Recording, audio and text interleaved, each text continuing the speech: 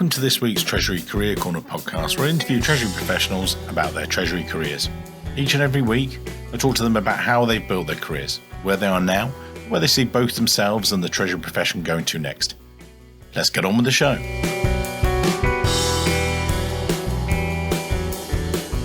This week's show, delighted to be joined by Stephanie O'Leary, the former Vice President, Treasury and Risk Management at Indigo Ag. Now, Stephanie was the first treasurer for this unicorn ag tech startup. She built the global treasury and risk management function, but before that, she had 13 years of Wellington management where she was promoted up to managing director and treasurer. And as always in each show, you don't want to hear me. You want to hear from Stephanie, and that's what I want to do in the show. So I'm going to go right back to the very beginning. I'll then interrupt as we go along, but she's got some really great insights to share with you, our listeners today, and love you guys listening to the show. So anyway, Stephanie, talk us through how you first discovered the world of finance and then treasury. Over to you, as always. Thanks, Mike, and thanks for having me on the show today. I first really discovered the finance aspect when I was in college. I was an English major undergrad, but I took accounting and economics courses during my junior and senior year. And at that time, you're sort of figuring out what do you want to do with your life and your career. And people said, go to law school, become a dentist. Somebody said to me, you should go to business school. And that one really stuck with me. And so leaving undergrad, I knew that I wanted to pursue a career in business, and I knew that I was going to go back to school to get an MBA. But I was fortunate enough to get a job as a bank examiner for the FDIC leaving school. And at the time, banks had been under severe stress, and the FDIC was very backlogged in terms of doing exams. And so they hired large classes of new examiners right out of undergrad. And I spent 3 years doing that before I went back to school to pursue an MBA. And at that time, Treasury was not really on my radar. I continued to do other work as a consultant in the financial services area. And then I was a CFO for a startup division within AIG, where that was my first real exposure to Treasury, because I was working with the Treasury team at the larger corporate entity to understand the cash needs for my particular division. So I spent 3 years building out that division. And then I finally made it to Treasury at Wellington Management. And Stephanie, before we jump into that, because I think it's interesting as well, because that was your sort of foundation, if you like. Can you just, again, I know the group AIG, but some of the listeners might be new to them, because I think that then provides you with a lot of the strands for your Treasury career. So can you perhaps explain who AIG are and the sort of role you did there, if you like? Sure. AIG is a large publicly owned insurance company. They span all different types of lines of insurance. And the division that I was working in was part of the property and casualty division. Specifically, it was property casualty insurance for high net worth individuals. So it was a startup division within AIG. They had hired some executives from another insurance company to come over and build this group. And I began helping them in my consultant capacity, and then was asked to come on as their first CFO for the division. So really building out the finance function from start to finish, including how do you set up billing? How do you hire staff? How are we going to record all of this in the accounting books? What cash needs will the company have? What systems do we need to manage our policies, and so on? And from that, so you built out this great start in finance and as a CFO and things like that. What then attracted you to Treasury? How did you hear about that and think, oh, actually, had you already encountered some Treasury where you were at AIG, or what was the situation? Certainly working at AIG as a startup division, we had a lot of cash needs, and we're not yet producing a lot of cash because we were in startup mode.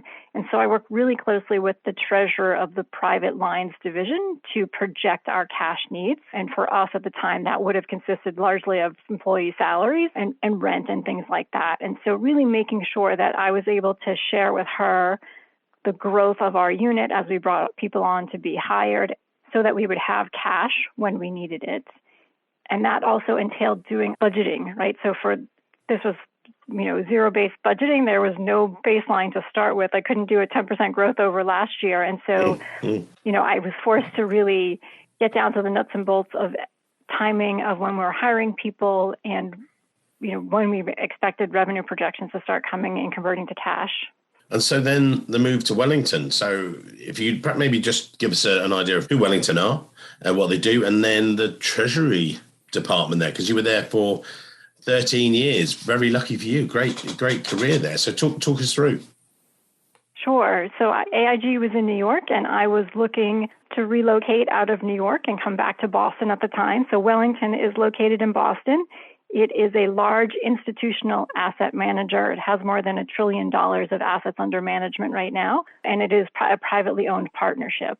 So I was interviewing for Wellington Management, and they decided that they were going to interview a pool of candidates, pick the best 3 candidates, and then match them to the jobs that were available. And so at the end of the interview process, they offered me a job, and I said, that's terrific. I really am interested in the Treasury role. That one is the most interesting to me of the 3 that are available. And so that was my first introduction to Treasury, my first true Treasury-focused job, fully Treasury-focused job. What was it, Treasury, that was like your, oh yeah, that's my calling, versus the others? Why did you, even at that early stage, say, oh, Treasury's for me?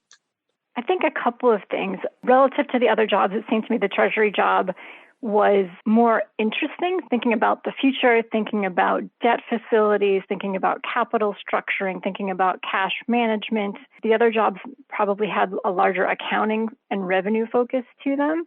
And so I felt I had a pretty strong background in looking at some of those things, particularly the cash forecasting aspects coming from my role at AIG. Mm. And so you started as the Treasury manager there. What was the sort of shape of Treasury? This is back in 2003. I was talking to a client the other day who, I've done this 25 years and he'd done it a bit longer as well. And we were talking about manual things like faxes and back in the day and stuff. What was the state of Treasury like when you first started? I think that's right. So my Treasury team at the time was me plus one other person, so very small, extremely manual. We would print out a 100-page report from the bank every day and then translate that into a spreadsheet that we could use to actually manage cash. So there was very little in the way of technology platforms. Treasury management systems really didn't exist. FX platforms didn't really exist. Investment portals didn't really exist. And the bank portals were fairly basic in the functionality that they were providing. Yeah. And so I think that was sort of the state of things. And, my job, my challenge was to figure out over time, how do we improve all of those things? And of course, we needed to grow the department in order to be able to support the growth of the company and in order to be able to support implementation of the technology that would come. It's an interesting one there. You sort of say about how rudimentary, in a way, Treasury was. A 100-page report, the printing out of that and everything else. Did you foresee way back then that how Treasury, 16 or 13 years in that role, but from then to when you were, as you grew the position, was that your sort of driver that you thought, actually, this can be more interesting, we can encompass this stuff? A lot of it was all brand new stuff to, when I was hiring people, recruiting people for a lot of my clients who were hiring, they were saying, oh, we want someone that's done a treasury management system. And people were like, what's that? And it's not just Excel. Did you start to see that yourself from, when you were there in Treasury? I did, but probably took a little bit of time. So when I joined the Treasury team, I learned about getting a certified Treasury professional credential.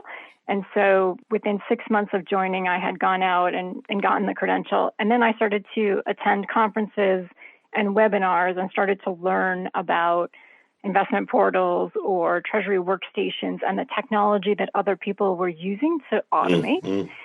And so it was a learning curve for sure. We had many things as a growing organization, many things we needed to get through and get done before we were ready and had the resources available to implement technology.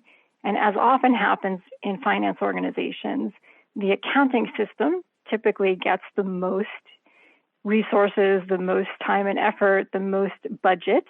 And then the Treasury workstations and Treasury technology are sort of add-ons, like after the fact. Well, we're going to do the GL first, and then we'll get to the Treasury. And so we were, in some ways, waiting for the upgrades to the accounting system, and then we would work on upgrades for the Treasury.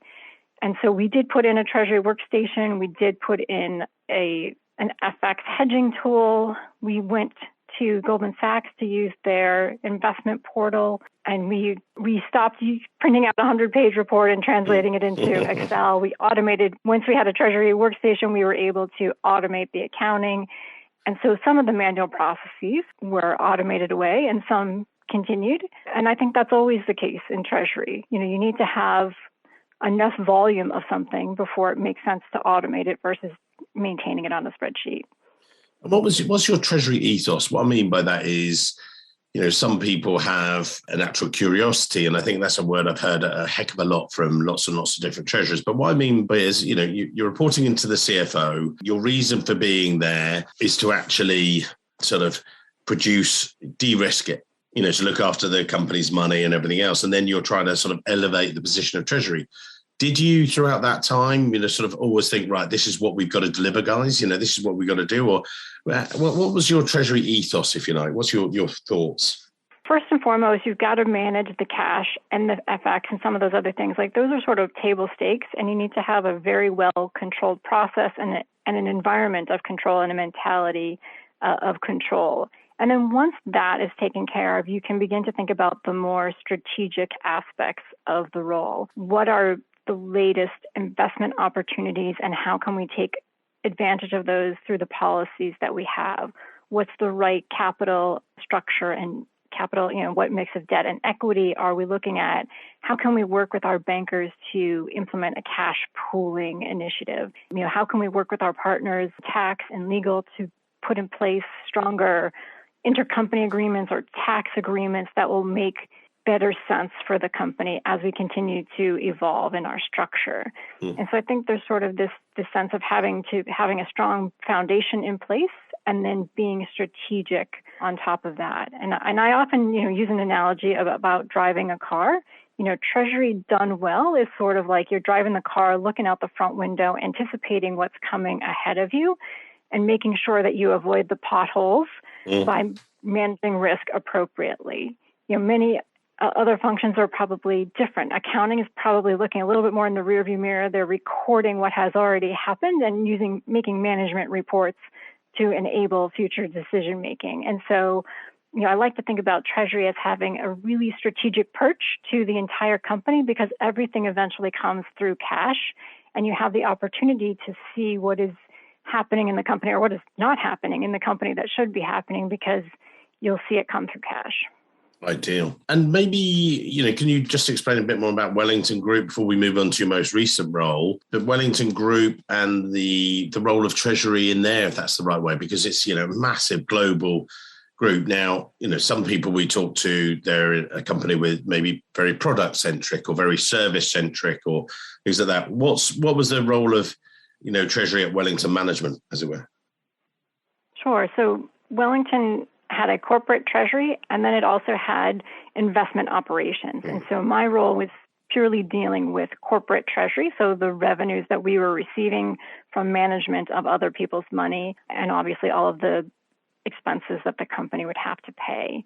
The cash that was being sent to us to be invested was handled by our investment operations team by design and by regulation. SEC very much frowned upon my team receiving and touching any money that would have been money intended for investment activities. In fact, you had to report it. There was an escalation process and so on. So my role was focused on making sure the corporate aspects of the firm were being managed. Segregated cash and, it was paramount, obviously, and everything else. You grew that position. How did you get that progression, if you like? So you started there as Treasury Manager in 2003. You were the global treasurer 6 years later. Wow. Congrats. And how did you do it? I think one was just curiosity. I would talk to a lot of bankers. I would go to conferences, and I would continuously ask questions. And a lot of times people would come and pitch me things to buy. And I would often say to them, but that doesn't make sense. I don't think that interest rates are going to rise, and so buying an interest rate hedge product isn't going to work. Or tell me more about this particular investment opportunity, or tell me how you're seeing other people structure their debt. What's standard in the market? And so being curious and asking a lot of questions. I think also asking for more projects, raising my hand for things. So, for example, when I first took over the Treasury role, insurance was sitting in a different department. And I said to the CFO at the time, I have insurance background from my work at AIG. I'm very interested. Can I help work on the insurance program? And they said, not only can you help work on it, you can own it. And so it eventually transitioned over to my team. And there are some other projects like that. We had a large restructuring project, corporate restructuring. And so I raised my hand to say, somebody needs to lead this initiative from a finance perspective. Let me help with that. So I think that helped. That helps, but it doesn't get you the top job. How did you, what did you do differently, or what did you do? I think being able to envision a strategy for what the department should look like and then execute on it. Right. So delivering what you say you're going to deliver was a large part of that. I think becoming a subject matter expert in Treasury was part of that. And I think, advocating for myself and asking for those opportunities. You were there as the treasurer for 7 years. And then more recently, as you called it, you joined Indigo Ag. Can you explain who Indigo are? Sure. Indigo is an ag tech startup, so it's in the agronomy space. Mm-hmm. They were founded as a company that was putting probiotic coatings on seeds to make those seeds more resistant to stress in the environment, whether that is heat, water, etc. And the idea being that you would need less water, less pesticides, less costly inputs to maintain those crops, and also that you should have a higher yielding crop production. It eventually transitioned to become more of a technology platform, matching buyers and sellers of grain so that they could get a better price or get a product that was more closely aligned to the qualities that they were looking for. And then a transportation company that would use excess capacity in the agricultural transport space to match buyers and people who needed goods moved with people who had goods to move. And then more recently into the carbon space, so paying farmers to sequester carbon in their farmland and then selling carbon credits. And so over the time I was there, the company really transitioned and really pivoted across all of those different things with the goal of really disrupting the entire supply chain within the agricultural space. It's an interesting transition, if you like. So you've gone from investment management to ag tech. Obviously, mm-hmm. Sometimes I get calls more from HR people. So, have you got someone that's worked in our space, maybe just worked in natural biofuels or something like that? You're like, hang on. It's Treasury. You can make a move between these different industries, but it sounds like a sort of an interesting move between investment management to this industry. What was it that? How did that work? If you like, was it Treasury's Treasury? Would you say? I think that's right. In some ways, Treasury is Treasury, and for them, they did not have a Treasury department at all. So they had people who were responsible for managing cash and people who were sort of responsible for bank accounts, but they really needed someone to come in and envision what the structure should look like and then build that out. And during the course of the time I was there, they had significant global expansion, and that just creates more challenges in terms of cash management and bank account structuring and cash pooling, et cetera. And the other things that they needed a lot of help with, trying to get debt as a startup company with minimal credit history and minimal collateral. That's a really challenging thing to do. And then insurance. As they moved into all of these different areas of business, it required new insurance policies to mitigate those risks. And when you're in a startup company, sort of, every loss could be your last loss if it's large enough, because that's just the state of your financials. And so it was really important to build out an insurance program that matched the risks that the company was taking on through the different pivotings that it was making. Although, in terms of, size, it's $3.5 billion. So it's dollars, that is, it's a pretty hefty group. So it concentrates the mind, but also it's not, when you talk, sometimes when you're talking startup, you're talking not that number of decimal places, with yourself, it's a pretty hefty role. So what was it like for you when you got in there? It's a startup. Was there a Treasury before? It was a complete, startup from scratch. Right, guys, this is what we need to do. Or what was the situation when you joined? Yep, the situation when I joined was that there was an accounting team, a small accounting team, and those folks had been tasked with doing the Treasury activities. Right. And they recognized that they needed someone who was a professional treasurer to come in and help them. Largely, they were looking for a debt facility. So they needed someone who has had experience structuring debt facilities, and then also putting in place cash management, foreign exchange, and some of those other things that they needed, as well as investment management. And someone who was really going to pay attention to that, I would say for the accounting team, it wasn't their first priority. And so someone who had the expertise and the time and was dedicated to working on those things. And you're right, it was a company that had raised a lot of money in equity raises and needed someone to be thinking about how we're going to spend that money. What's the forecast? Doing cash forecasting became incredibly important for the company. And how much runway do we have as a company that was not yet profitable? Yeah. And looking at that, and that's a nice segue there, Stephanie. Thank you very much. Looking at that, those sort of future challenges, if you like, and, talking to the Treasury professionals listening today, I sometimes refer to the fact that the CFO might use you as the sort of the scout, if you like, and looking at new tech and the new ways of maybe cash forecasting and the future. What are you seeing as the challenges for Treasury going forward? What were you experiencing in your time there that you're like, wow, this is going to be something people need to be thinking about? Is it, sometimes people have said about cyber fraud, people have said about, it's about cash. What was your key ethos, or what were the challenges you were not keeping you awake at night, but that you were having to be aware of on a regular basis, would you say? I think one was the continuing globalization of the company, which presented challenges in terms of setting up bank accounts, meeting the requirements for those countries. I think people tend to be a little bit myopic and may think every banking system works the way the U.S. system works, or maybe some of the European banking systems work. And outside of those areas, banking works very differently. And so understanding the nuances of each country and putting processes in place to operate in those environments, that becomes more challenging also as you're dealing with time zone differences to make sure that you are able to execute the trades that you need, talk to the people that you need to talk to. And COVID added sort of another layer of challenge to that, which is how do you get people to sign the paperwork and get it to the right place, because they don't accept DocuSign. They want wet signatures in some places. And so all of those things, I think, became more challenging. I think, particularly for Indigo, because the business model was fluctuating, it was more challenging to project cash flows. But as a company that was, as I said, burning through cash, there was certainly a need to be on top of that and to project that with as much accuracy as possible, because you need to begin an equity raise well before the date in which you're going to run out of cash. And so we spent a lot of time working on that. And then, getting debt for a company that has little collateral and no track record for credit is nearly impossible. And so it took a long time to innovate through that process and find partners and a product that would work. And in our case, we were able to use the intellectual property that we had, which were largely patents regarding our seed technology, and use both the patents and an insurance policy as the collateral for a loan that was given to us by a pension fund.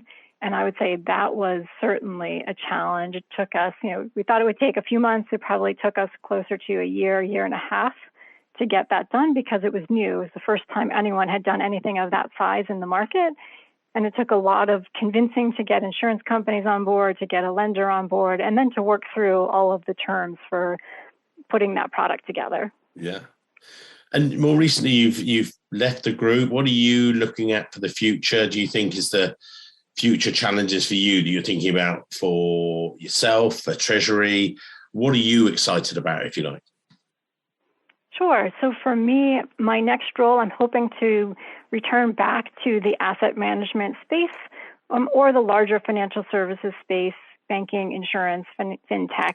And my goal is to get a job as a CFO. I think given the background in Treasury, you have this amazing view of how everything in the finance organization comes together, because you need to be looking ahead for all of the risks and planning for all of those things. And so that is certainly something that I'm looking forward to. I've also been considering treasurer roles at larger public companies that are, much bigger than Indigo or even Wellington in terms of size of the Treasury Department, size of their global operations, and complexity within Treasury.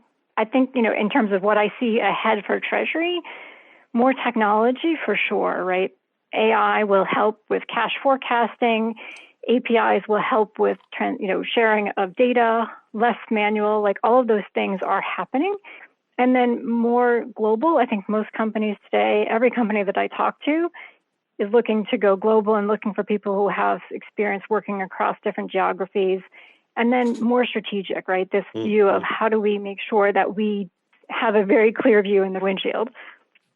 And sometimes I ask, and I'm not going to ask this, but, I would say, look, you could filter out a lot of the stuff that's coming towards you as a treasurer. I'm more interested actually in the people aspects and, in some of the, what you've looked for when you've recruited people or, what you think is important about the people side of things. And I don't often go like that because this is a podcast hosted by the Treasury Recruitment Company. I had it recently. I was at a conference and I actually had it physically at a conference a couple of years ago.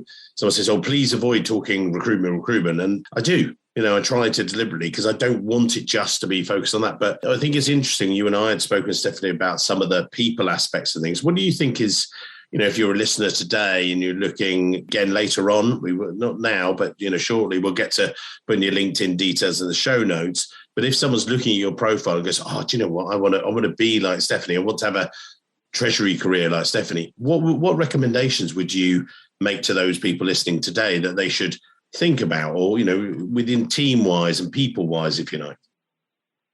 Sure. I think one thing I look for when I'm recruiting is someone who has a lot of curiosity, someone who's interested to understand the why behind what we do. In Treasury, I look for people who are detail-oriented.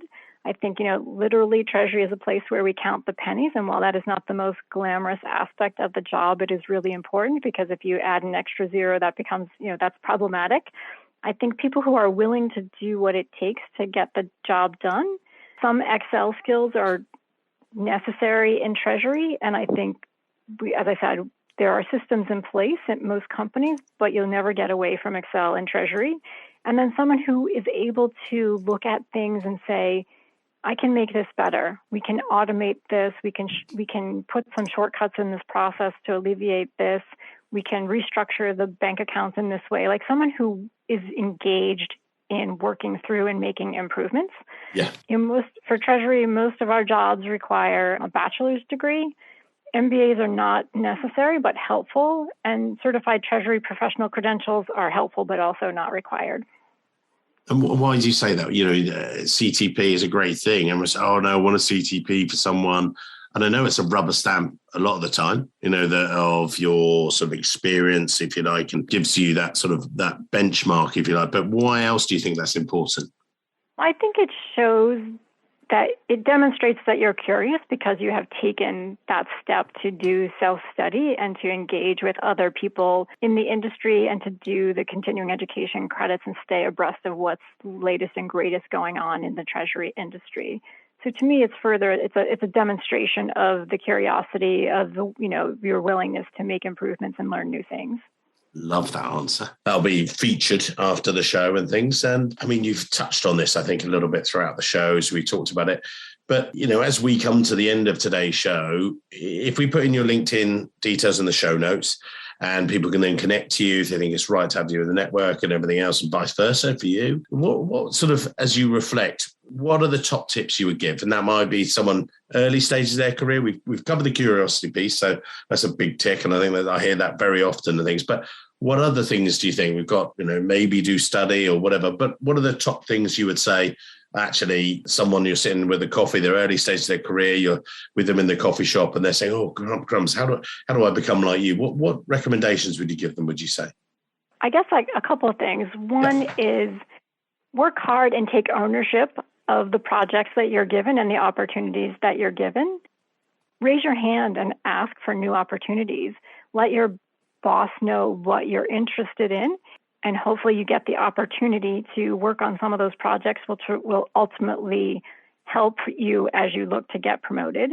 I think be a good listener, understand what the problem is so that you can help come up with the best solution. As much as possible, become a subject matter expert in your field so that you are regarded as someone who is the go-to person for Treasury activities or Treasury knowledge. Stephanie, I just wanted to drill down on just one aspect of your answers there. And you talked about, be the go-to person for your boss. Put your hand up and say, now, and again, the reason I want to explore this, we'll have listeners who perhaps that's not their natural default setting. They're going to perhaps, struggle with that or have nerves about that. I'll say, well, crumbs, how do I just, without sounding like, oh, I'll do that. And, not wanting to put your hand up all the time and just be overloaded. How do you balance that? Or how do you sort of manage that relationship, would you say? I would say there are almost no bosses out there who are going to be upset if someone comes to them and says, I'm raising my hand and I would like to help do something different or do more work or help to solve a problem. Like, bosses welcome that because their plates too are quite full. And in order to obviously get the opportunity to work on that new project, you need to have a great job with whatever is your current mandate of work. That's sort of a given. I love that. Yeah, just sort of, reaching out and sort of being open to it, if you like. I think that's half the battle, really, isn't it? I think that's right. Amazing. Stephanie, thank you for your time today. We're going to put your LinkedIn detail in the show notes so people can connect to you if it's right. And, it'd be great to expand the network. But obviously, do reach out to Stephanie. She's a lovely lady. We've had this call a couple of times. So, thank you for your time today. I think it's really, there'll be some great takeaways for people. And look forward to, as I say, each week recently. And I can't wait to see you in real life one day soon. Sounds great. Thank you so much, Mike. Pleasure. Thanks very much. Hello, it's Mike here again. I hope you enjoyed this week's show. If you did, then maybe you want to follow the show or subscribe, depending on where you listen, whether that's iTunes, Spotify, or another great place to listen to the show from. It's totally free and means that you'll be the first to see each and every week when we release a new show. And maybe whilst you're there, you could even leave a quick review. Reviews and ratings are among the most important metrics for a podcast to effectively rank. And as you can probably appreciate, the podcast is a lot of hard work to produce every week. It'd be amazing. Just take, say, 20 seconds, leave a quick review of my amazing guests and their great career stories. We'd really appreciate it. Thanks very much, and I can't wait to see you soon.